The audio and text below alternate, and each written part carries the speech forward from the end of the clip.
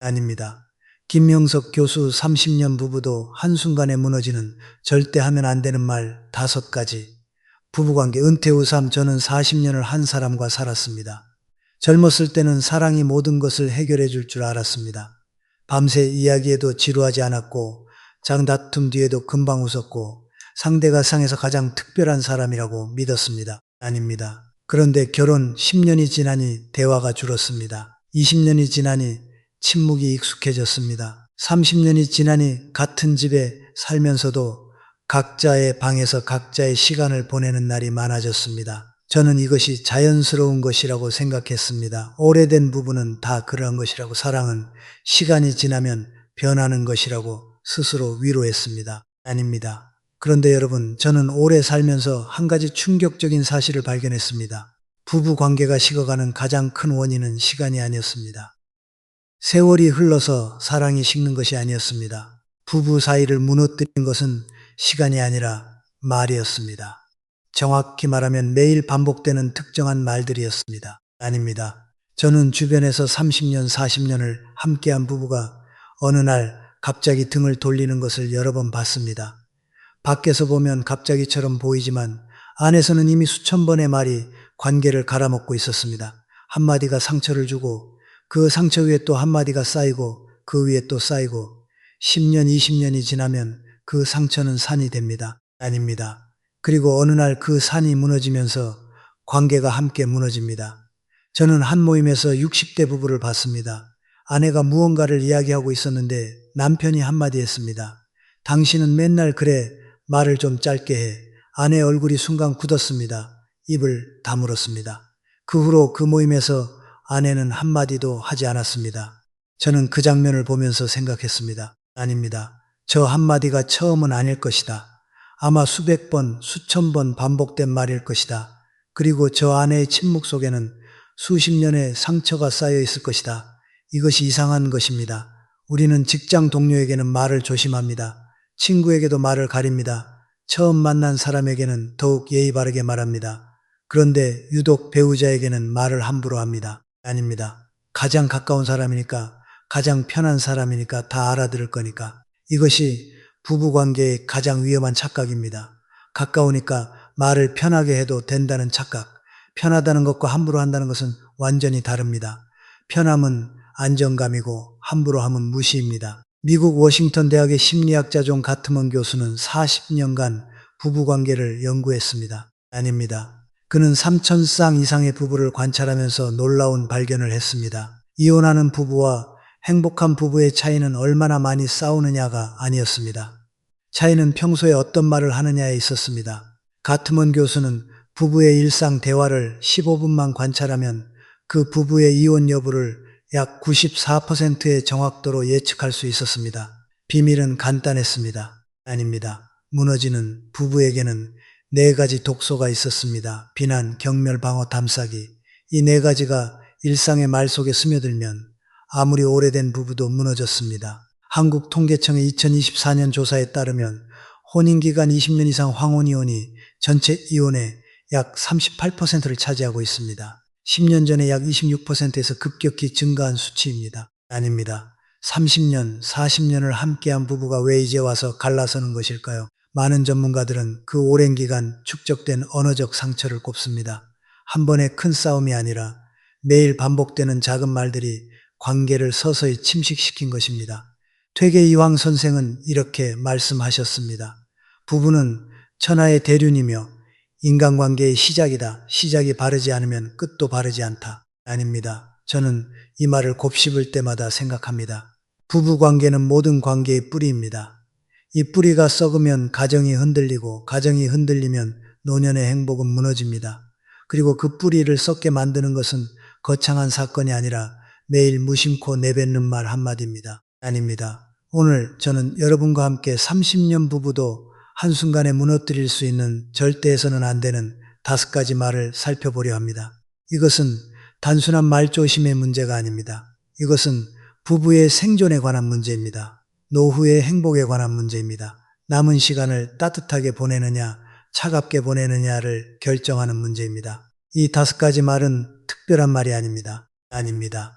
우리가 매일 하는 말입니다. 너무 익숙해서 상처인 줄도 모르는 말입니다. 그래서 더 위험합니다. 오늘 이 말들을 하나씩 살펴보면서 혹시 나도 이 말을 하고 있었는지 돌아보시기 바랍니다. 이제 5가지 말 중에서 가장 흔하고 가장 매일 반복되지만 가장 깊은 상처를 남기는 첫 번째 말을 살펴보겠습니다. 아닙니다. 저는 부부 사이에서 가장 흔하면서도 가장 위험한 말이 무엇이냐고 묻는다면 망설임 없이 뭐 했어라고 답합니다. 이 3글자가 왜 위험한지 의아하실 수 있습니다. 뭐 했어는 평범한 질문처럼 보입니다. 관심의 표현처럼 들릴 수도 있습니다. 그런데 이 말이 부부 사이에서, 특히 은퇴 후에 부부 사이에서 반복되면 이것은 관심이 아니라 감시가 됩니다. 아닙니다. 감시는 관계를 질식시킵니다. 왜 이런 일이 벌어지는 걸까요? 은퇴 전에는 부부가 각자의 세계가 있었습니다. 남편은 회사에 가고 아내는 집을 관리하거나 자신의 일을 했습니다. 하루 종일 따로 지내다가 저녁에 만나면 할 이야기가 있었습니다.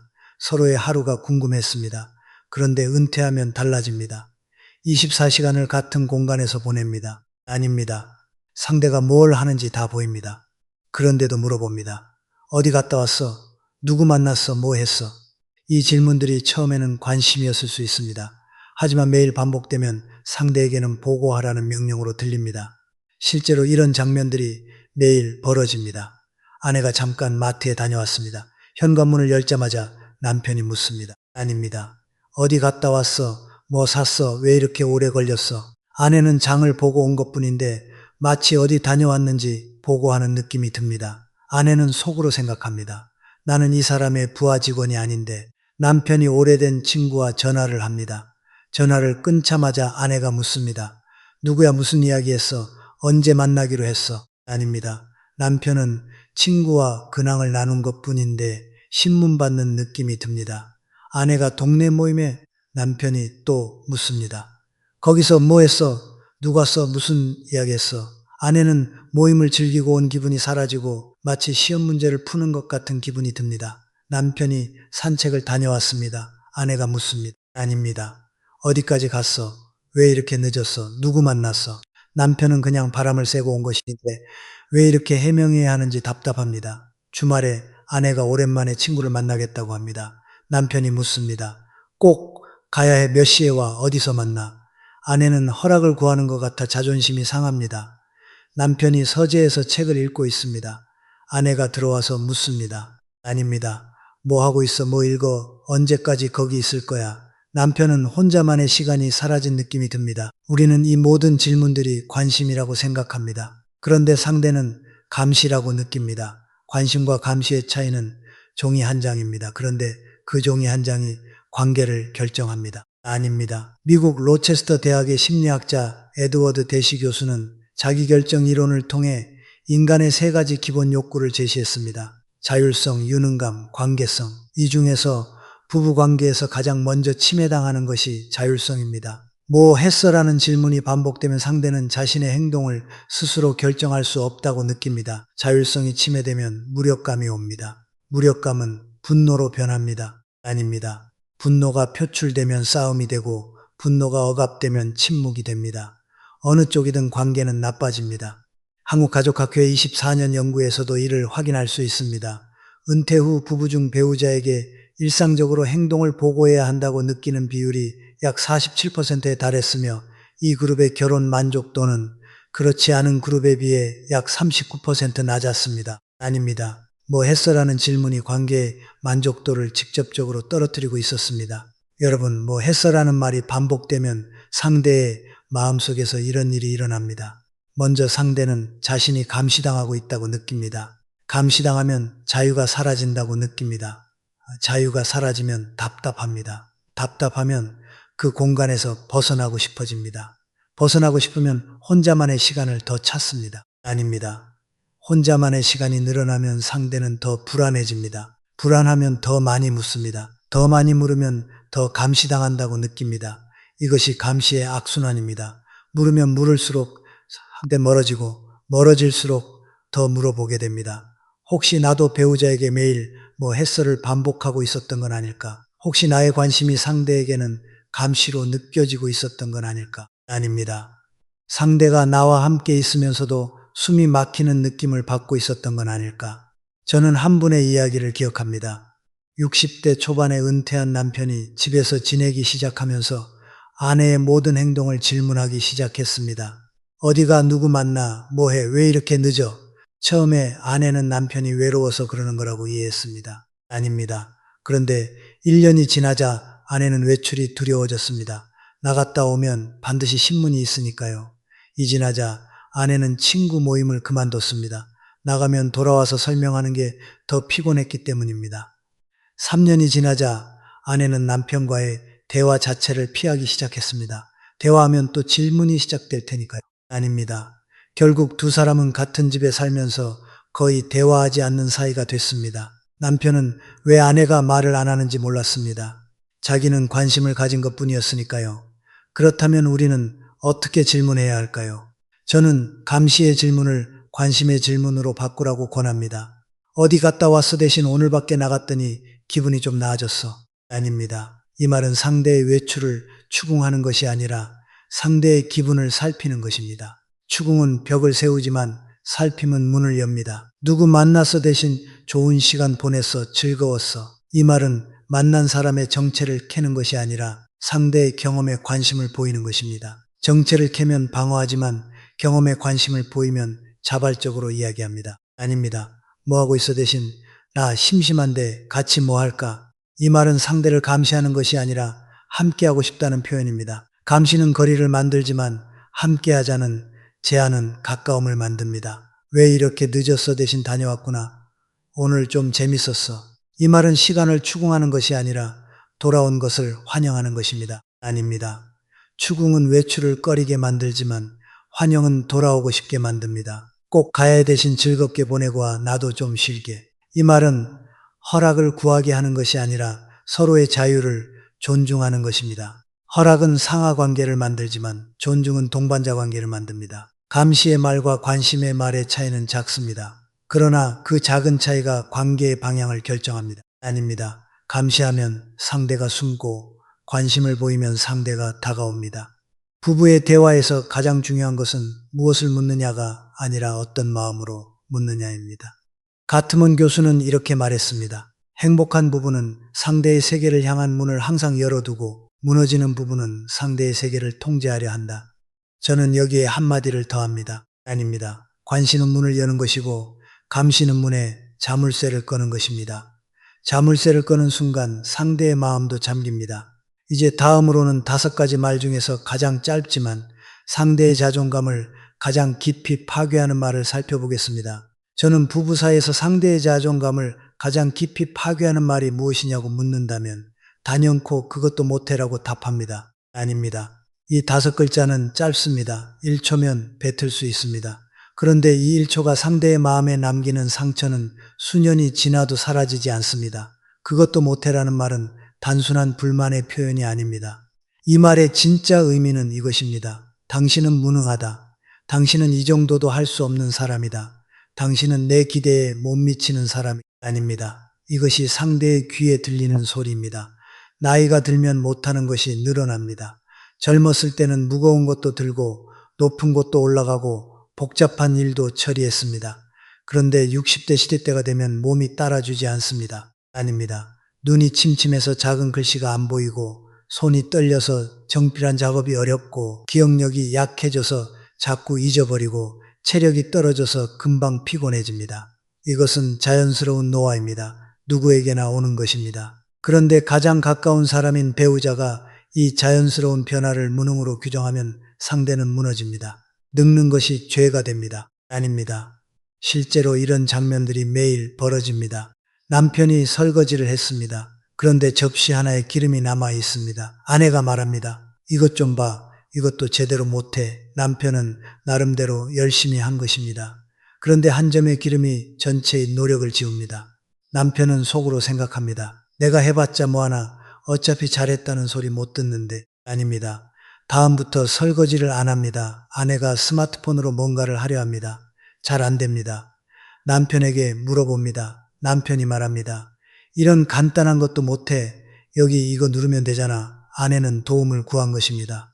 그런데 돌아온 것은 무시였습니다. 다음부터 모르는 것이 있어도 남편에게 묻지 않습니다. 차라리 혼자 끙끙대는 것이 나으니까요. 아닙니다. 남편이 요리를 시도합니다. 평소에 안 하던 일이라 서툽니다. 맛이 좀 이상합니다. 아내가 한 입 먹고 말합니다. 이걸 음식이라고 만든 거야. 양념도 제대로 못 맞추네. 남편은 아내를 위해 처음으로 요리를 시도한 것입니다. 그런데 결과만 평가받았습니다. 마음은 보이지 않았습니다. 다시는 주방에 서지 않습니다. 아내가 운전을 합니다. 아닙니다. 차선을 바꾸는데 좀 서툽니다. 남편이 말합니다. 이것도 못해 핸들을 빨리 꺾어야지 면허를 어떻게 딴 거야.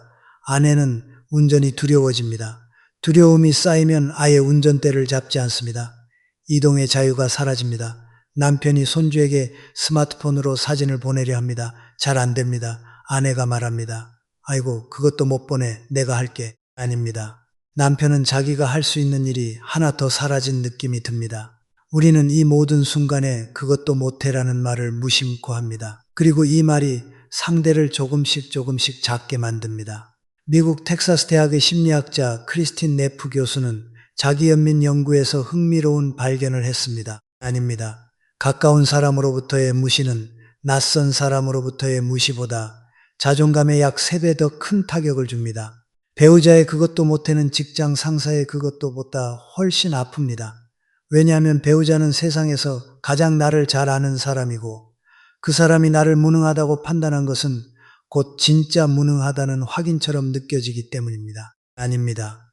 한국노인상담학회의 2024년 조사에서도 이를 확인할 수 있습니다. 60세 이상 기혼자 중 배우자로부터 무시당한다고 느낀 경험이 있다고 응답한 비율이 약 54%에 달했습니다. 그리고 이 경험이 반복되는 그룹에서 자기 효능감은 약 43% 낮았으며 우울 증상은 약 2.1배 높았습니다. 그것도 못해라는 말은 상대의 건강까지 위협하고 있었습니다. 아닙니다. 여러분, 그것도 못해라는 말이 반복되면 상대의 마음속에서 이런 일이 일어납니다. 먼저 상대는 자신이 무능하다고 느낍니다. 무능하다고 느끼면 시도하는 것이 두려워집니다. 두려우면 새로운 일을 하지 않습니다. 새로운 일을 하지 않으면 정말로 못하는 것이 늘어납니다. 못하는 것이 늘어나면 더 무시당합니다. 더 무시당하면 자존감이 더 떨어집니다. 아닙니다. 자존감이 바닥나면 아무것도 하고 싶지 않습니다. 아무것도 하지 않으면 존재의 의미가 사라집니다. 존재의 의미가 사라지면 우울이 옵니다. 이것이 무시의 나선입니다. 한 번에 그것도 못해가 사람을 점점 아래로 끌어내립니다. 혹시 나도 배우자에게 그것도 못해를 습관처럼 말하고 있었던 건 아닐까? 아닙니다. 혹시 나의 기준이 상대를 숨쉬지 못하게 만들고 있었던 건 아닐까? 저는 한 분의 이야기를 들은 적이 있습니다. 70대 남편이 은퇴 후 집안일을 도우려고 했습니다. 빨래를 널고 설거지를 하고 청소기를 돌렸습니다. 그런데 아내는 남편이 한 일을 매번 다시 했습니다. 빨래를 다시 널고 접시를 다시 닦고 청소기를 다시 돌렸습니다. 그리고 말했습니다. 아닙니다. 당신이 하면 2번 해야 돼. 처음에 남편은 아내의 기준이 높구나 하고 넘겼습니다. 그런데 이 말이 반복되자 남편은 더 이상 집안일을 하지 않았습니다. 아내는 남편이 게으르다고 생각했고 남편은 아내 앞에서 무엇을 해도 무능하다고 느꼈습니다. 두 사람 사이에 점점 대화가 줄었고 남편은 하루 종일 방에서 텔레비전만 보게 됐습니다. 아닙니다. 어느 날 남편이 건강검진에서 우울증 진단을 받았습니다. 의사가 물었습니다. 요즘 즐거운 일이 있으세요? 남편이 대답했습니다. 없습니다. 제가 뭘 해도 잘 안 되거든요. 그것도 못해라는 말이 한 사람을 우울증까지 밀어넣은 것입니다. 그렇다면 우리는 상대가 서툴 때 어떻게 말해야 할까요? 저는 결과를 평가하지 말고 과정을 인정하라고 권합니다. 아닙니다. 이것도 제대로 못해 대신 해줘서 고마워. 덕분에 내가 쉴 수 있었어. 이 말은 결과의 완벽함이 아니라 행동의 마음을 인정하는 것입니다. 마음이 인정받으면 다음에도 시도합니다. 이걸 음식이라고 대신 만들어줘서 고마워. 이런 마음이 있는 줄 몰랐어. 이 말은 맛이 아니라 마음을 보는 것입니다. 맛은 실력이지만 마음은 사랑입니다. 아닙니다. 사랑을 인정받으면 실력은 따라옵니다. 간단한 것도 못하냐? 대신 이거 좀 어렵지. 내가 같이 해볼까? 이 말은 무시가 아니라 동행입니다. 혼자 못하는 것이 부끄러운 것이 아니라 함께 하는 것이 자연스럽다는 메시지를 줍니다. 내가 할게. 비켜 대신 같이 하자. 내가 이 부분 할 테니 저거 해줄래? 이 말은 대신해 주는 것이 아니라 역할을 나누는 것입니다. 아닙니다. 대신하면 무능해지지만 역할을 나누면 유능해집니다. 이렇게 하면 안 돼. 대신 이 방법도 좋은데 이렇게 해보면 어떨까? 이 말은 부정이 아니라 제안입니다. 부정은 멈추게 하지만 제안은 나아가게 합니다. 무시의 말은 상대를 작게 만들고 인정의 말은 상대를 크게 만듭니다. 부부 사이에서 중요한 것은 상대가 완벽하게 하느냐가 아닙니다. 아닙니다. 상대가 나를 위해 시도했느냐입니다. 시도를 무시하면 시도가 멈춘다. 시도를 인정하면 시도가 계속됩니다. 나스메 소세키는 이렇게 말했습니다. 상대를 높이는 것은 자신을 높이는 것이고 상대를 낮추는 것은 자신을 낮추는 것이다. 저는 여기에 한마디를 더합니다. 배우자를 무시하는 사람은 결국 혼자 남고 배우자를 인정하는 사람은 끝까지 함께합니다. 아닙니다. 이제 다음으로는 5가지 말 중에서 가장 교묘하고 상대를 가장 큰 빚쟁이로 만드는 말을 살펴보겠습니다. 저는 부부 사이에서 가장 교묘하면서도 가장 파괴적인 말이 무엇이냐고 묻는다면 망설임 없이 내가 얼마나 고생했는데라고 답합니다. 이 말이 왜 교묘한가 하면 겉으로는 사실을 이야기하는 것처럼 보이기 때문입니다. 실제로 고생한 것이 맞습니다. 아닙니다. 수십 년간 가족을 위해 일했고 힘든 시간을 견뎠고 희생한 것이 많습니다. 이것은 부정할 수 없는 사실입니다. 그런데 문제는 이 사실을 무기로 사용하는 순간입니다. 내가 고생했다는 것이 사실의 진술에서 빚의 청구서로 변하는 순간 부부관계는 동반자에서 채무자와 채권자의 관계로 변합니다. 왜 이런 일이 벌어질까요? 우리는 살면서 누구나 고생합니다. 아닙니다. 남편은 남편대로 고생했고 아내는 아내대로 고생했습니다. 문제는 각자의 고생이 다른 형태라는 것입니다. 남편은 직장에서 상사의 눈치를 보고 실적 압박에 시달리고 아침 일찍 나가 밤늦게 돌아오며 체력을 소진했습니다.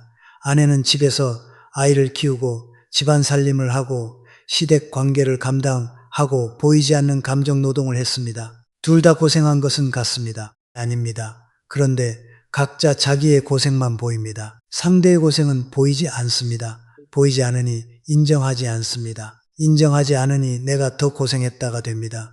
이것이 공로전쟁의 시작입니다. 실제로 이런 장면들이 매일 벌어집니다.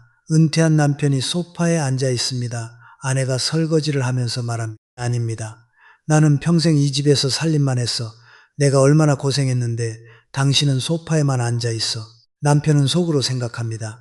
나도 40년간 회사에서 죽을 고생을 했는데 아내의 고생은 보이지만 자신의 고생은 인정받지 못한다고 느낍니다. 남편이 아내에게 말합니다. 내가 40년 동안 돈 벌어서 이 집도 사고 아이들 대학도 보냈는데 나한테 이런 대접을 하면 안 되지. 아닙니다. 아내는 속으로 생각합니다. 나도 40년 동안 새벽부터 밤까지 집안일하고 아이 키우고 당신 뒷바라지 했는데 돈만 벌었다고 다 다인 줄 아나. 아내가 자식에게 전화로 말합니다. 엄마가 젊었을 때 얼마나 고생했는지 아니 너희 아빠는 하나도 안 도와줬어. 남편이 옆에서 듣고 있습니다. 자식 앞에서 자기가 깎이는 느낌입니다. 부부가 함께 외식합니다. 아닙니다. 계산할 때 남편이 말합니다. 내가 평생 번 돈으로 먹는 건데 이 정도 식당은 와야지. 아내는 밥맛이 사라집니다. 먹는 것조차 빚인 것 같습니다. 명절에 시댁에 갑니다. 남편이 말합니다. 우리 어머니가 날 얼마나 고생하며 키웠는데 고생한 우리 어머니한테 잘해야지. 아내는 자기 고생은 아무도 모르는 것 같습니다. 아닙니다. 시어머니의 고생만 고생이고 내 고생은 고생이 아닌 것 같습니다. 우리는 이렇게 내가 고생했다는 말로 상대를 채무자로 만들면서 살아갑니다. 미국 버클리 대학의 사회심리학자 세레나 첸 교수는 친밀한 관계에서의 공정성 인식 연구에서 주목할 만한 결과를 발표했습니다. 아닙니다. 부부 각자에게 가정에 대한 기여도를 물었을 때 남편과 아내가 주장하는 기여도의 합계는 항상 100%를 훨씬 넘었습니다. 보통 130%에서 150%에 달했습니다. 이것은 둘 다 거짓말을 하는 것이 아닙니다. 인간은 자기 노력은 선명하게 기억하고 상대의 노력은 흐릿하게 기억하는 인적 편향이 있기 때문입니다. 이것을 가용성 편향이라고 합니다. 아닙니다. 내 고생은 생생하게 떠오르지만 상대의 고생은 잘 떠오르지 않습니다. 그래서 누구나 내가 더 고생했다고 진심으로 믿게 됩니다. 한국건강가정지원센터의 2024년 부부상담 통계에 따르면 부부상담을 받는 60세 이상 부부 중 약 62%가 상대가 내 고생을 인정하지 않는다를 주요 불만으로 꼽았습니다. 아닙니다. 그리고 이 불만이 축적되어 관계 파탄에 이르는 데까지 걸리는 평균 기간은 약 15년이었습니다. 15년간 서서히 쌓인 인정받지 못한 고생이 결국 관계를 무너뜨린 것입니다. 여러분, 내가 얼마나 고생했는데라는 말이 반복되면 상대의 마음속에서 이런 일이 일어납니다. 먼저 상대는 자기도 고생했는데 인정받지 못한다고 느낍니다. 인정받지 못하면 억울합니다. 아닙니다. 억울하면 자기도 고생했다고 주장합니다. 서로 고생을 주장하면 경쟁이 시작됩니다. 경쟁이 시작되면 상대의 고생을 깎아내립니다. 깎아내리면 상처가 됩니다. 상처가 쌓이면 원망이 됩니다. 원망이 깊어지면 같은 공간에 있어도 적처럼 느껴집니다. 혹시 나도 나의 고생만 이야기하면서 상대의 고생은 보지 못하고 있었던 건 아닐까? 아닙니다.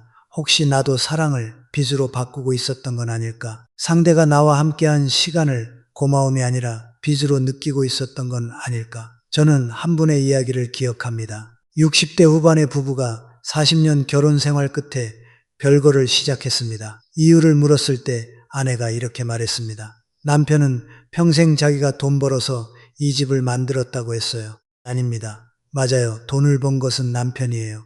그런데 그 돈 벌 수 있게 새벽 5시에 일어나 밥 차리고 아이 셋 키우고 시부모 모시고 빨래하고 청소하고 장보고 한 것은 저였어요. 그런데 남편은 한 번도 당신도 고생했다고 말한 적이 없어요. 평생 듣고 싶었던 말은 딱 한마디였어요. 당신도 고생 많았어. 이 한마디를 40년간 듣지 못해서 집을 나온 것입니다. 아닙니다. 남편에게도 물었습니다.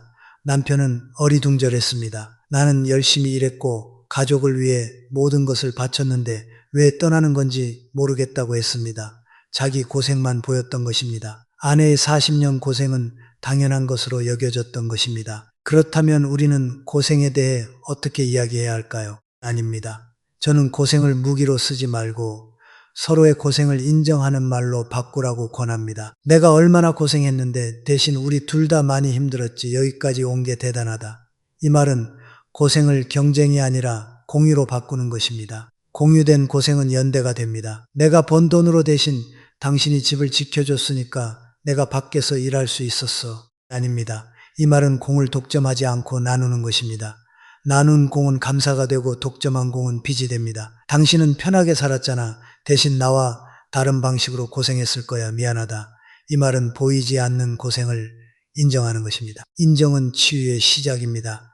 이 정도 해줬으면 됐잖아. 대신 지금까지 해준 것 정말 고마워. 앞으로는 좀 편하게 살자. 아닙니다. 이 말은 과거의 빚을 청산하고 미래를 함께 열겠다는 선언입니다. 빚의 관계에서 동반자의 관계로 돌아가는 것입니다. 내 고생도 좀 알아줘 대신 당신 고생을 내가 충분히 알아주지 못해서 미안해. 이 말은 인정을 요구하는 것이 아니라 먼저 인정하는 것입니다. 먼저 인정하면 상대도 인정합니다. 이것이 관계의 기적입니다. 아닙니다. 고생을 무기로 쓰면 상대가 빚쟁이가 되고 고생을 감사로 표현하면 상대가 동반자가 됩니다. 부부의 고생은 비교할 수 없습니다. 다른 형태의 고생이기 때문입니다. 비교할 수 없는 것을 비교하면 불공평만 남습니다. 인정하면 감사가 남습니다. 조선시대의 학자 율곡이 선생은 이렇게 말씀하셨습니다. 부부란 서로 공경함으로써 가정을 바로잡는 것이다. 아닙니다. 저는 여기에 한마디를 더합니다. 공경은 상대의 보이지 않는 고생을 보는 눈입니다. 그 눈을 가진 사람만이 오래된 사랑을 지킬 수 있습니다. 이제 다음으로는 5가지 말 중에서 가장 일상적이지만 상대의 정체성을 가장 깊이 가두는 말을 살펴보겠습니다. 아닙니다. 저는 부부 사이에서 상대의 정체성을 가장 깊이 가두는 말이 무엇이냐고 묻는다면 단연코 당신은 맨날 그래라고 답합니다. 이 말은 너무 흔해서 위험한 줄도 모릅니다. 당신은 맨날 그래. 당신은 항상 그 모양이야. 당신은 원래 그런 사람이야. 이 말들에는 공통점이 있습니다. 맨날, 항상, 원래. 이 세 단어가 상대를 감옥에 가둡니다. 아닙니다. 왜냐하면 이 단어들은 상대의 행동을 비판하는 것이 아니라 상대의 존재를 규정하는 것이기 때문입니다. 행동은 바꿀 수 있습니다. 하지만 존재는 바꿀 수 없습니다. 당신은 맨날 그래라는 말은 당신은 바뀔 수 없는 사람이다라는 선고입니다. 심리학에서는 이것을 인격 공격과 행동 비판의 차이라고 합니다. 이 접시가 아직 더럽다는 행동에 대한 지적입니다. 아닙니다. 당신은 맨날 설거지도 제대로 못한다는 인격에 대한 공격입니다. 행동 지적은 개선의 여지를 남기지만 인격 공격은 변화의 가능성을 닫아버립니다. 내가 맨날 그런 사람이라면 바꿔봤자 소용이 없는 것입니다. 바꿔봤자 맨날 그런 사람일 테니까요. 실제로 이런 장면들이 매일 벌어집니다. 남편이 약속 시간에 늦었습니다. 아내가 말합니다. 아닙니다. 당신은 맨날 늦어. 한 번도 제 시간에 온 적이 없잖아. 남편은 이번에 늦은 이유가 있었습니다. 교통이 막혔거나 갑자기 전화가 왔거나, 그런데 맨날이라는 말이 과거의 모든 지각을 불러와서 오늘의 이유를 묻어버립니다. 남편은 변명할 기운도 사라집니다. 어차피 맨날 그런 사람이니까. 아내가 돈을 좀 많이 썼습니다. 남편이 말합니다. 아닙니다. 당신은 항상 돈을 헤프게 써. 원래 절약 같은 건 모르는 사람이잖아. 아내는 이번에 필요한 것을 산 것입니다. 그런데 항상이라는 말이 아내를 낭비벽이 있는 사람으로 규정합니다. 아내는 필요한 것을 사고도 죄책감을 느낍니다. 남편이 모임에서 좀 크게 이야기했습니다. 집에 돌아오니 아내가 말합니다. 당신은 맨날 목소리가 커. 사람 돼서 항상 창피해. 아닙니다. 남편은 즐거워서 목소리가 커진 것입니다. 그런데 아내의 말은 남편을 시끄러운 사람, 창피한 남편으로 낙인 찍습니다. 다음 모임에서 남편은 입을 다뭅니다. 아내가 정리정돈은 못합니다. 남편이 말합니다. 당신은 원래 깔끔한 것과 거리가 먼 사람이야. 평생 그래왔잖아. 아내는 나름대로 정리를 하고 있었습니다. 아닙니다. 그런데 원래라는 말이 변화의 가능성을 부정합니다. 노력해도 원래 그런 사람이면 무슨 소용일까요? 남편이 건강에 소홀합니다.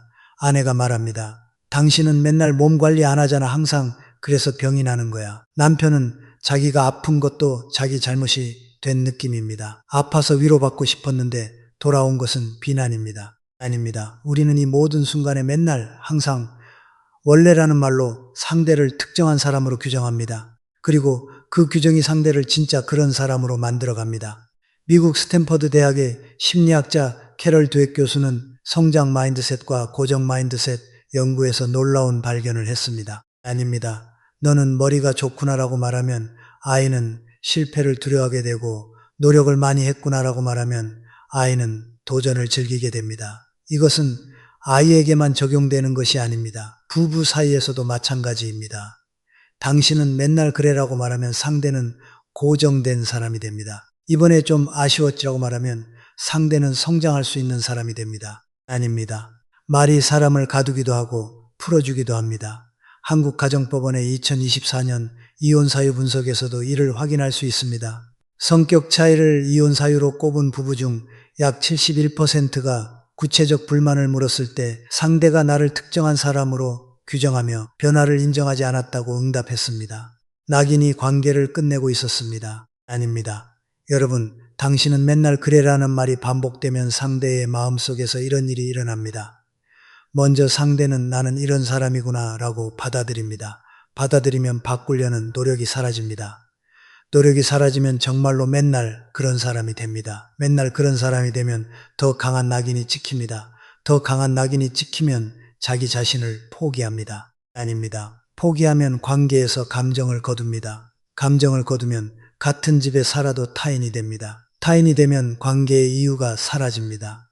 이것이 낙인의 자기 실현입니다. 당신은 맨날 그래라고 말할수록 상대는 정말로 맨날 그런 사람이 됩니다. 혹시 나도 배우자에게 맨날 항상 원래라는 말을 반복하고 있었던 건 아닐까? 아닙니다. 혹시 내가 만든 낙인이 상대를 진짜 그런 사람으로 가두고 있었던 건 아닐까?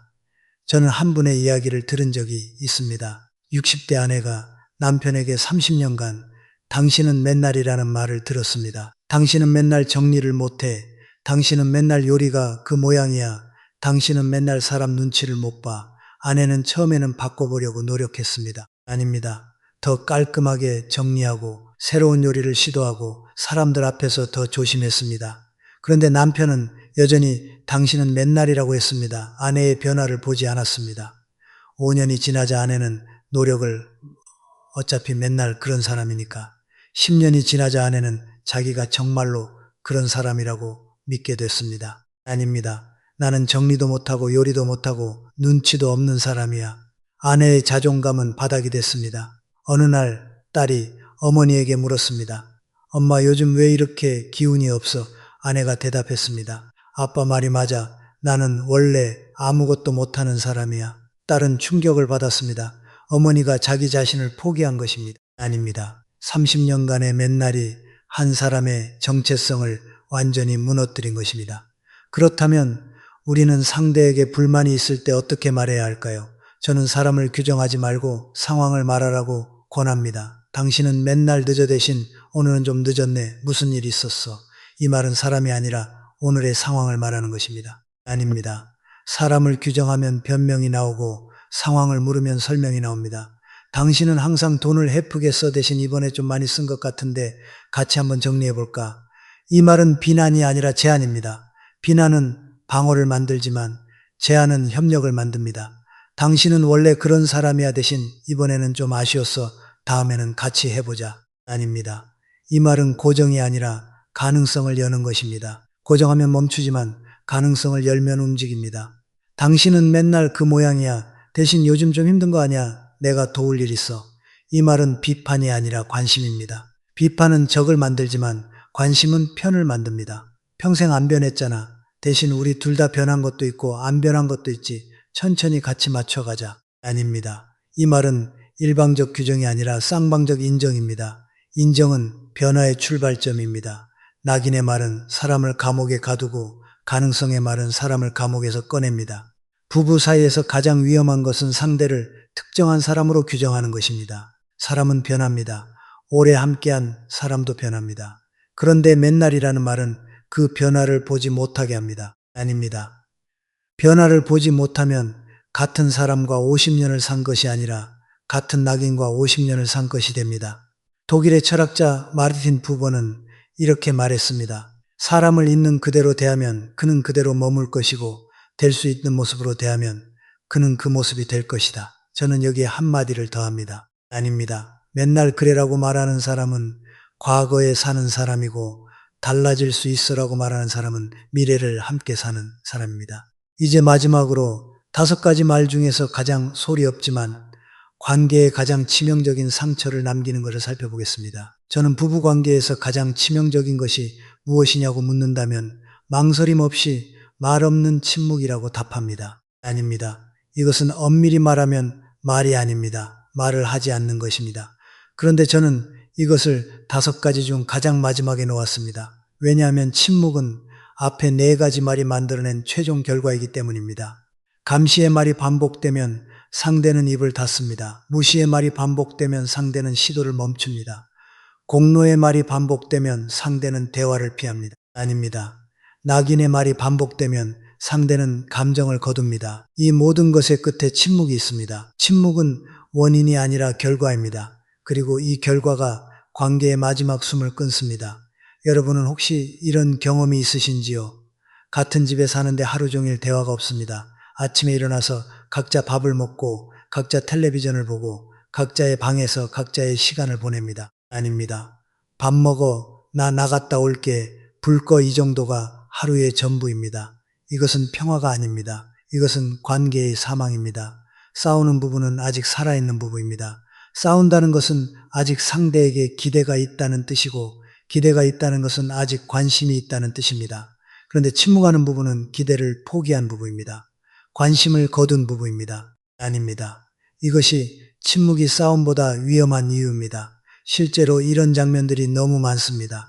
저녁 식탁에 부부가 마주 앉아 있습니다. 텔레비전이 켜져 있습니다. 두 사람 다 텔레비전을 봅니다. 밥을 먹으면서 한마디도 하지 않습니다. 30분이 지나면 한쪽이 일어나 설거지를 하고 다른 한쪽은 소파로 갑니다. 오늘도 무사히 지나갔다고 생각합니다. 아닙니다. 그런데 무사한 것이 아닙니다. 관계가 조금 더 식은 것입니다.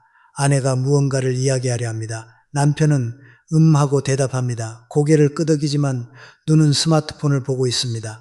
아내는 말을 멈춥니다. 듣지 않는다는 것을 알기 때문입니다. 다음에도 그 다음에도 아내는 말을 꺼내다 멈춥니다. 결국 아내도 침묵합니다. 남편이 건강이 좋지 않습니다. 아닙니다. 아내가 알고 있습니다. 그런데 묻지 않습니다. 물어봤자 괜찮아라는 대답만 돌아올 것을 알기 때문입니다. 남편도 아내의 기분이 가라앉은 것을 봅니다. 그런데 묻지 않습니다. 물어보면 또 긴 이야기가 시작될 것이 부담이기 때문입니다. 부부가 함께 외출합니다. 차 안에서 30분을 달리는데 한마디도 없습니다. 라디오만 흘러나옵니다. 아닙니다. 목적지에 도착해서야 다 왔다 한마디가 나옵니다. 명절에 자식 가족이 옵니다. 자식 앞에서만 잠깐 대화하는 척합니다. 자식이 돌아가면 다시 침묵입니다. 자식은 모릅니다. 부모가 평소에 거의 대화하지 않는다는 것을. 우리는 이 침묵을 편안함이라고 착각합니다. 오래된 부부니까 굳이 말 안 해도 아는 거라고. 아닙니다. 그런데 말 안 해도 아는 것과 말할 것이 없는 것은 전혀 다릅니다. 미국 워싱턴 대학의 존 가트먼 교수는 부부관계의 4가지 독소 중 마지막이자 가장 치명적인 것으로 담사기를 꼽았습니다. 담사기란 상대와의 소통을 완전히 차단하는 것입니다. 대화를 거부하고 눈을 마주치지 않고 감정을 표현하지 않는 것입니다. 아닙니다. 가트먼 교수의 연구에 따르면 담사기가 시작된 부부의 약 82%가 6년 이내에 이혼에 이르렀습니다. 다른 3가지 독소인 비난, 경멸, 방어보다 훨씬 높은 수치였습니다. 왜냐하면 비난은 불만의 표현이고 경멸은 분노의 표현이고 방어는 두려움의 표현이지만 담사하기는 포기의 표현이기 때문입니다. 포기한 관계는 회복이 가장 어렵습니다. 아닙니다. 한국가정법률상담소의 2024년 통계에 따르면 황혼이혼 상담을 받는 부부 중 약 68%가 상담 전 평균 대화 시간이 하루 10분 미만이었습니다. 그리고 이 중 약 79%가 침묵이 시작된 시점을 물었을 때 정확히 기억하지 못했습니다. 침묵은 어느 날 갑자기 오는 것이 아니라 수년에 걸쳐 서서히 찾아오기 때문입니다. 아닙니다. 물이 끓기 전에 조금씩 뜨거워지는 것처럼 침묵도 조금씩 깊어집니다. 그래서 위험한 것입니다. 알아차렸을 때는 이미 너무 깊어져 있습니다. 여러분, 침묵이 깊어지면 두 사람의 마음속에서 이런 일이 일어납니다. 먼저 한쪽이 말을 줄입니다. 상대가 반응하지 않으니까. 말을 줄이면 상대도 말을 줄입니다.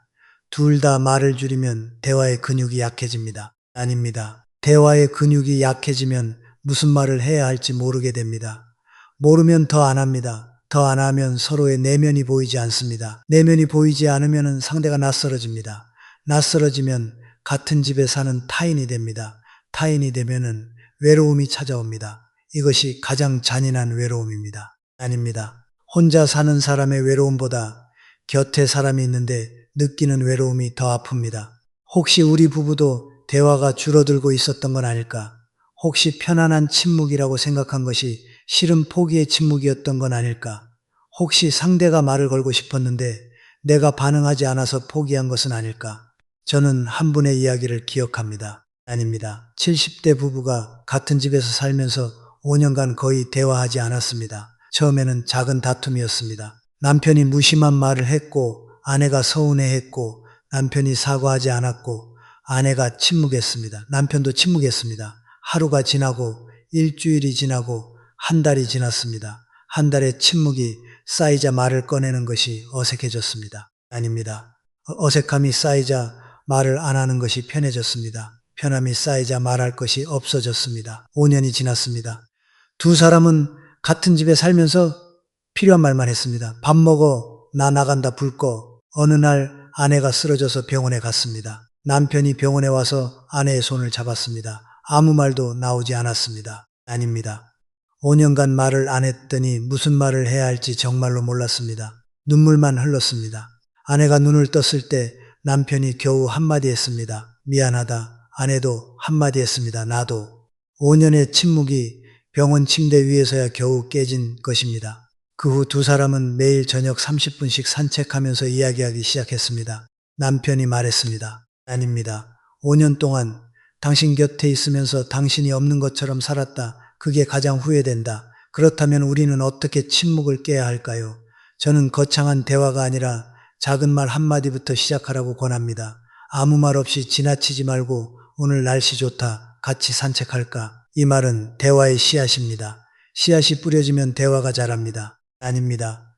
아무것도 뿌리지 않으면 아무것도 자라지 않습니다. 밥만 먹고 일어나지 말고 오늘 반찬 맛이다. 이거 어떻게 만든 거야? 이 말은 관심의 신호입니다. 관심은 대화의 연료입니다. 텔레비전만 더 보지 말고 이거 재밌다 같이 보자. 이 말은 공유의 초대입니다. 같이 보는 것만으로도 함께하는 시간이 됩니다. 상대가 말을 걸면 대신 그래서 어떻게 됐어? 아닙니다. 이 말은 듣고 있다는 확인입니다. 확인을 받으면 더 이야기합니다. 확인이 없으면 입을 닫습니다. 잠자리에 들기 전에 그냥 돌아눕지 말고 오늘 하루 수고했어, 잘 자. 이 말은 하루를 마무리하는 온기입니다. 하루의 마지막 말이 따뜻하면 내일의 첫 말도 따뜻해집니다. 침묵은 말이 없는 것이 아닙니다. 침묵은 마음이 없는 것입니다. 아닙니다.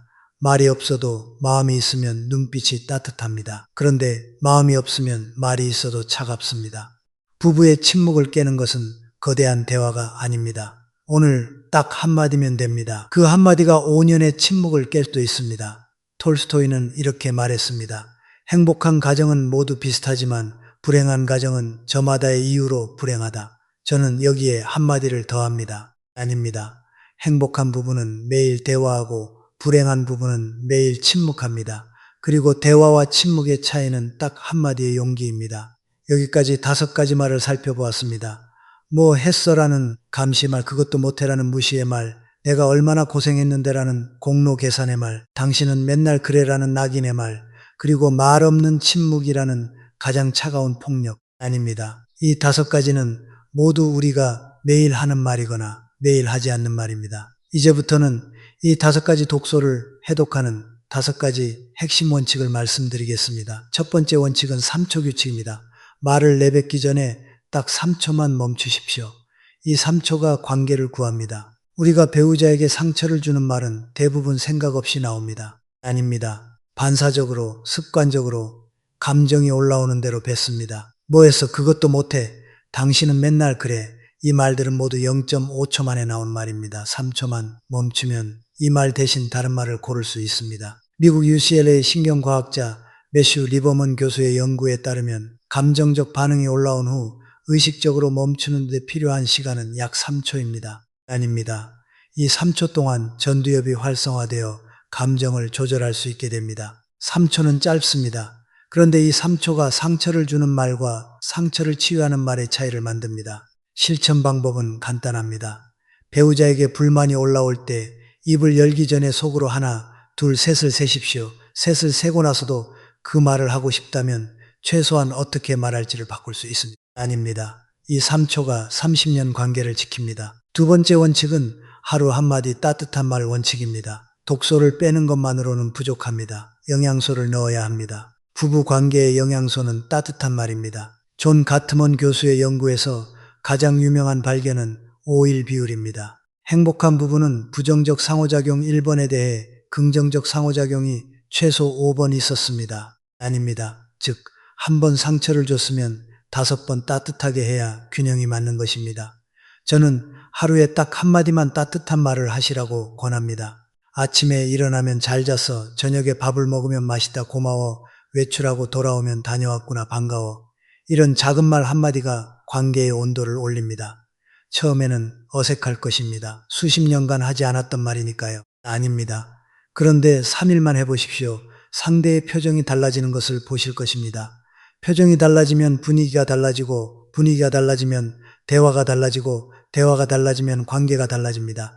세 번째 원칙은 상대의 세계를 존중하기입니다. 은퇴 후 부부가 무너지는 가장 큰 원인 중 하나는 24시간 같은 공간에서 보내는 것이 아닙니다. 사랑하는 사이라도 각자의 세계가 필요합니다. 각자의 취미, 각자의 친구, 각자의 시간. 이것은 배신이 아니라 건강한 관계의 조건입니다. 영국의 정신분석학자 도널드 위니콧은 혼자 있을 수 있는 능력이 성숙한 관계의 표시라고 말했습니다. 함께 있으면서도 혼자 있을 수 있는 것, 이것이 진짜 친밀함입니다. 실천 방법은 이렇습니다. 아닙니다. 배우자에게 오늘 하고 싶은 것이 있어 나도 나만의 시간 좀 가질게라고 말해보십시오. 이것은 거리를 두는 것이 아니라 서로의 자율성을 존중하는 것입니다. 존중받는 사람은 돌아왔을 때 더 따뜻합니다. 묶여있는 사람은 풀려났을 때 도망가지만 존중받는 사람은 자발적으로 돌아옵니다. 네 번째 원칙은 과정을 칭찬하기입니다. 우리는 결과에 익숙합니다. 아닙니다. 잘했다 또는 못했다 또는 맛없다, 깨끗하다 또는 더럽다. 이 이분법이 무시의 말을 만들어냅니다. 저는 결과 대신 과정을 보라고 권합니다. 설거지를 했는데 접시에 기름이 남았더라도 설거지를 해준 마음을 보십시오. 요리를 했는데 맛이 좀 이상하더라도 요리를 시도한 용기를 보십시오. 아닙니다. 미국 하버드 대학의 테레사 아마빌레 교수의 연구에 따르면 과정을 인정받은 사람은 결과를 인정받은 사람보다 다음 시도에서 약 40%더 나은 성과를 보였습니다. 왜냐하면 과정의 인정은 시도 자체를 가치 있게 만들기 때문입니다. 시도가 가치 있으면 실패해도 다시 합니다. 실천 방법은 간단합니다. 아닙니다. 배우자가 무언가를 했을 때 결과를 평가하기 전에 먼저 이렇게 해줘서 고마워라고 말하십시오. 그 한마디가 무시의 말이 들어갈 자리를 막아줍니다. 5번째 원칙은 매일 저녁 10분 대화 원칙입니다. 저는 이것을 가장 중요한 원칙으로 꼽습니다. 침묵을 깨는 가장 확실한 방법은 대화의 시간을 정해두는 것입니다. 아닙니다. 매일 저녁 텔레비전을 끄고 스마트폰을 내려놓고 딱 10분만 마주보고 이야기하십시오. 거창한 주제가 필요 없습니다.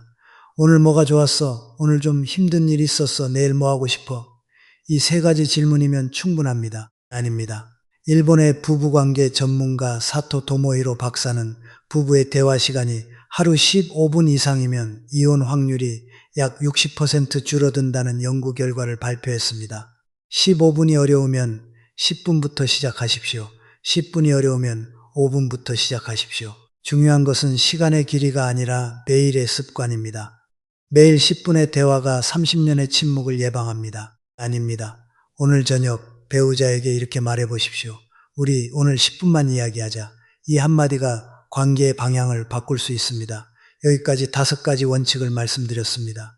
3초 규칙, 하루 한마디 따뜻한 말, 상대의 세계 존중하기, 과정을 칭찬하기, 그리고 매일 저녁 10분 대화. 이 5가지를 기억하시면 5가지 독소가 자연스럽게 빠져나갈 것입니다. 아닙니다. 오늘 저는 여러분과 함께 30년 부부도 한순간에 무너뜨리는 5가지 말을 살펴봤습니다. 뭐 했어는 관심이 아니라 감시였고, 그것도 못해는 불만이 아니라 무시였고, 내가 얼마나 고생했는데는 사실이 아니라 빚의 청구서였고, 당신은 맨날 그래는 비판이 아니라 낙인이었고, 말 없는 침묵은 평화가 아니라 가장 차가운 폭력이었습니다. 아닙니다. 여러분, 이 5가지를 쉽게 기억하시도록 하나의 틀을 드리겠습니다. 저는 이것을 아침 거울 체크라고 부릅니다. 매일 아침 세수하고 거울을 볼 때 스스로에게 3가지를 물어보십시오. 하나, 어제 배우자에게 감시의 말을 하지 않았나?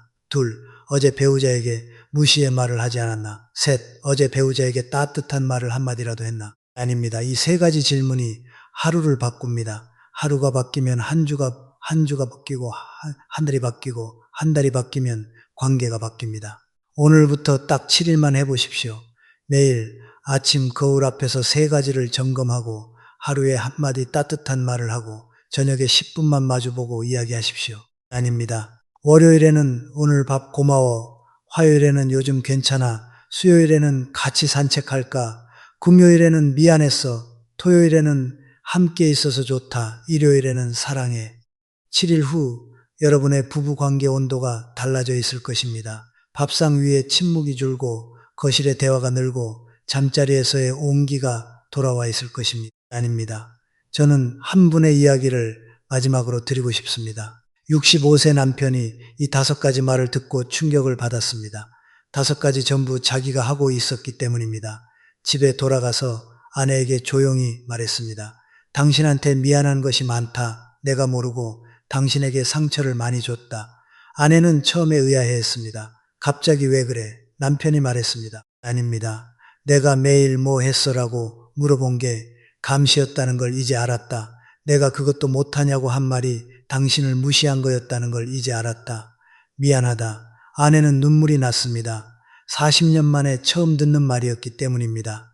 아내가 말했습니다. 나도 미안해. 나도 당신한테 맨날 그래라고 많이 했어. 그날 밤 2사람은 30분을 이야기했습니다. 아닙니다. 5년 만에 가장 긴 대화였습니다. 남편이 다음날 아침 아내에게 말했습니다. 오늘 된장국 맛있다. 고마워. 아내는 어색하게 웃으며 대답했습니다. 맛있게 먹어줘서 고마워. 이 작은 변화가 시작이었습니다. 한 달 후 2사람은 매일 저녁 산책을 하게 됐고 자식이 놀라서 물었습니다. 요즘 부모님 무슨 일 있어? 분위기가 달라졌어? 남편이 대답했습니다. 아닙니다. 말 한마디 바꿨을 뿐인데 세상이 달라졌다. 맹자는 이렇게 말했습니다. 부부간의 도리를 바로잡으면 천하가 안정된다. 저는 이 말을 이렇게 바꾸고 싶습니다. 부부간의 말을 바로잡으면 노년이 따뜻해진다. 그리고 그 시작은 어렵지 않습니다. 감시 대신 관심, 무시 대신 인정, 빛 대신 감사, 낙인 대신 가능성, 침묵 대신 한마디 아닙니다. 이 중 하나만 오늘 실천하십시오. 여러분, 우리에게 남은 시간은 우리가 생각하는 것보다 짧습니다. 배우자와 함께 할 수 있는 시간은 유한합니다. 그 유한한 시간을 상처의 말로 채울 것인지 따뜻한 말로 채울 것인지는 오늘의 선택에 달려 있습니다. 저는 이것을 믿습니다. 부부의 말을 바꾸면 부부의 관계가 바뀝니다. 관계가 바뀌면 가정의 분위기가 바뀝니다. 아닙니다. 가정의 분위기가 바뀌면 노년의 풍경이 바뀝니다. 차가운 침묵 대신 따뜻한 대화가 있는 식탁, 감시와 무시 대신 관심과 인정이 있는 하루, 등을 돌리고 잠드는 밤 대신 수고해서 잘 자라는 말이 있는 밤. 이것이 말 한마디가 만드는 기적입니다. 그리고 그 기적은 오늘 여러분의 한마디에서 시작됩니다.